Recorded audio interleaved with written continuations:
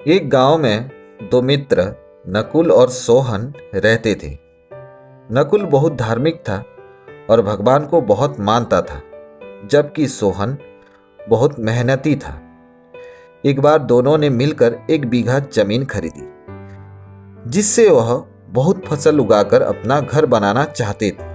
सोहन तो खेत में बहुत मेहनत करता, लेकिन नकुल कुछ काम नहीं करता, बल्कि मंदिर में जाकर भगवान से अच्छी फसल के लिए प्रार्थना करता था।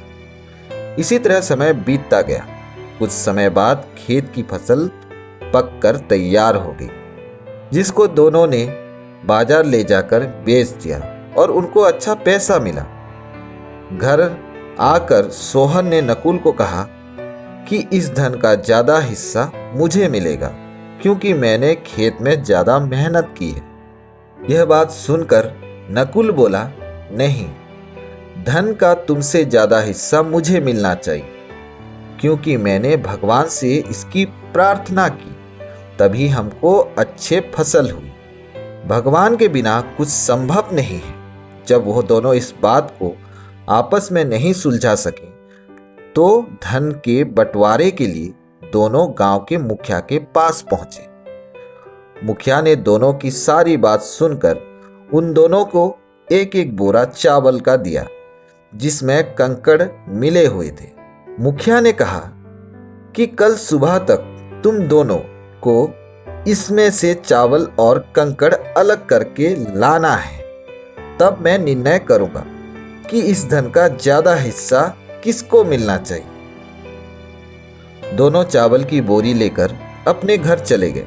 सोहन ने रात भर जागकर चावल और कंकड़ को अलग किया, लेकिन नकुल चावल की बोरी को लेकर मंदिर में गया और भगवान से चावल में से कंकड़ अलग करने की प्रार्थना की।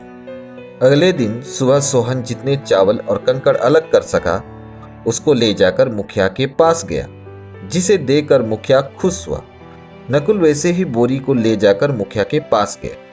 मुखिया ने नकुल को कहा कि दिखाओ तुमने कितना चावल साफ किया है। नकुल ने कहा कि मुझे भगवान पर पूरा भरोसा है कि सारे चावल साफ हो गए हों। जब बोरी को खोला गया तो चावल और कंकड़ वैसे के वैसे ही थे। जमींदार ने नकुल को कहा कि भगवान भी तभी सहायता करते हैं जब तुम मेहनत करते हो।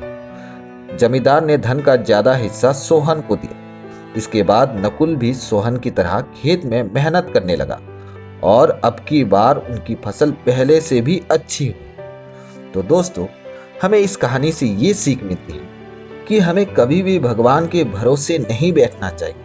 हमें सफलता प्राप्त करने के लिए मेहनत करनी चाहिए।